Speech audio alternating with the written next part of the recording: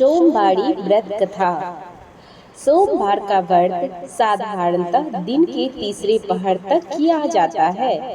इस व्रत में फलाहार या पारण का कोई खास नियम नहीं है, किंतु आवश्यक है कि दिन रात में केवल एक ही समय भोजन करें। सोमवार के व्रत में शिव, पार्वती और गणेश जी की पूजा की जाती है। आइए अब इसकी कथा को सुनते हैं। एक साहूकार था, उसको धन आदि किसी प्रकार की कमी नहीं थी, परंतु उसे एक बात का दुख था कि उसे कोई पुत्र नहीं था। वह इसी चिंता में रात दिन रहता और इसीलिए वह पुत्र प्राप्ति के लिए प्रति सोमवार शिव जी का व्रत और पूजन किया करता था। संध्या काल में शिव जी के मंदिर में जाकर दीपक जलाया करता था। उसके भक्ति भाव को देखकर पार्वती जी ने शिव जी महाराज से कहा कि महाराज, यह साहूकार आपका अनन्य भक्त है और सदैव आपका व्रत और पूजन बड़ी श्रद्धा के साथ करता है। इसकी मनोकामना पूर्ण करनी चाहिए। शिव जी ने कहा, पार्वती, यह संसार कर्म क्षेत्र है। किसका किसका कैसा कर्म है, उसी के अनुसार फल भोगना पड़ता है।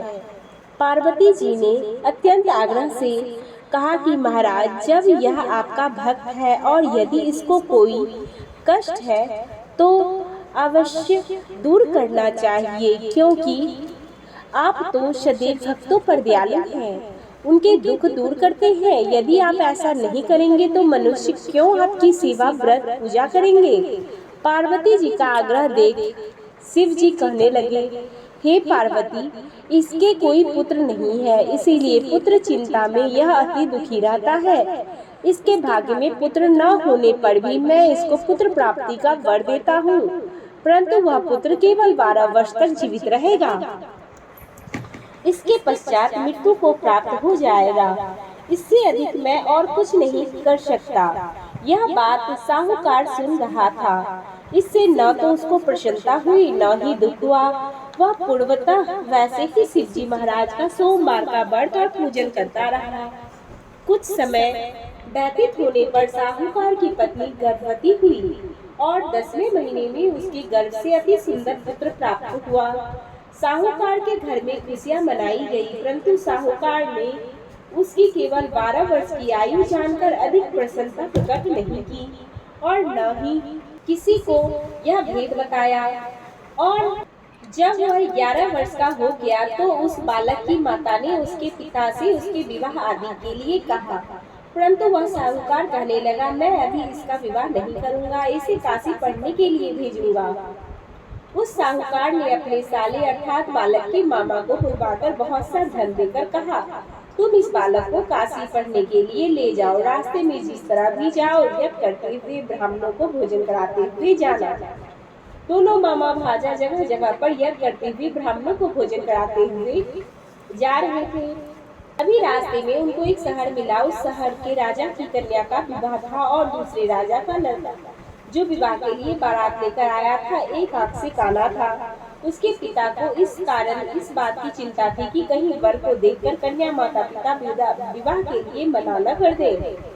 जब उसने अति सुंदर सेठ के लड़के को देखा तो मन में विचार किया कि क्यों न दुकाव के समय इस लड़के से वर का काम करवा लिया जाए। ऐसा विचार कर राजा ने उस लड़के और उसके मामा से कहा कि करने के लिए, तो वे राजी हो गए। तब साहूकार के लड़के को स्नान आदि कराकर वर के कपड़े पहनाकर घोड़ी पर बैठाकर दुकावे पर ले गए, द्वार पे ले गए। इस प्रकार सभी कार्य आसानी से हो गया। अब राजा ने सोचा कि यदि विवाह कार्य भी इसी लड़के के साथ करा दिया जाए तो क्या बुराई है। ऐसा विचार कर उसके मामा से कहा, यदि आप फेरों और कन्यादान का काम भी करा दे तो आपकी बड़ी कृपा होगी, हम इसके बदले बहुत सा धन देंगे। उन्होंने भी स्वीकार कर लिया और विवाह कार्य अच्छी तरह से संपन्न हो गया। परंतु जिस समय लड़का जाने लगा, उसने राजकुमारी की चुंदरी पर लिख दिया था कि तेरा विवाह तो मेरे साथ हुआ है, परंतु जिस राजकुमार के साथ तुमको भेजा जाएगा वह एक आंख से काला है और मैं तो काशी पढ़ने के लिए जा रहा हूँ। उस राजकुमारी ने जब अपनी चुंदरी पर ये लिखा हुआ देखा तो उसने राजकुमार के साथ जाने से इनकार कर दिया और कहा, यह मेरा पति नहीं है, मेरा विवाह इसके साथ नहीं हुआ, वह काशी पढ़ने गया है। राजकुमारी के माता पिता ने अपनी कन्या को विदा कर दिया और बारात वापस चली आई। उधर सेठ का लड़का और मामा काशी जी पहुंच गए। वहां जाकर उन्होंने यज्ञ कराया और लड़के ने पढ़ना शुरू कर दिया। जब लड़के की आयु 12 वर्ष की हो गई, तब एक दिन उन्होंने यज्ञ रच रखा था कि उस लड़के ने अपने मामा जी से कहा, मामा जी आज मेरा तबीयत कुछ ठीक नहीं है। मामा जी ने कहा, अंदर जाकर सो जाओ। लड़का अंदर जाकर सो गया। थोड़ी देर में उसके प्राण निकल गए। जब उसके मामा ने अंदर आकर देखा तो मुर्दा पड़ा था, तो उनको बहुत दुख हुआ और उन्होंने सोचा कि मैं अभी रोना पीटना मचा दूंगा तो यह यज्ञ कार्य अधूरा रह जाएगा। अतः उन्होंने जल्दी से यज्ञ का कार्य संपन्न किया और ब्राह्मणों के जाने के पश्चात रोना पीटना आरंभ कर दिया।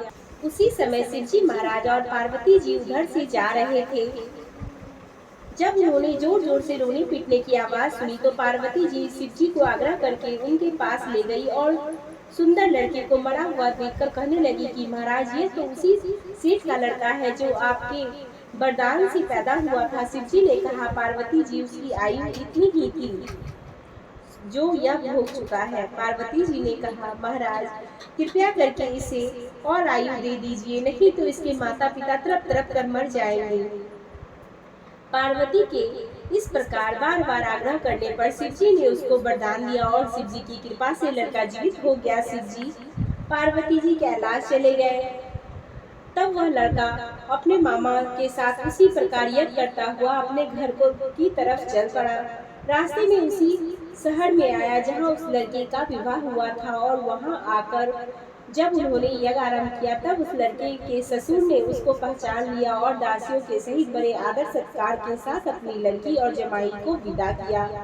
जब वह अपने शहर के निकट आया तो उसके मामा ने कहा कि पहले मैं तुम्हारे घर जाकर खबर करता हूँ। उस समय उसके माता पिता अपने घर की छत पर बैठे हुए थे। उन्होंने प्रण कर रखा था कि हमारा पुत्र सकुशल घर आ गया तो हम राजी खुशी नीचे आ जाएंगे, नहीं तो छत से कूदकर अपने प्राण त्याग देंगे।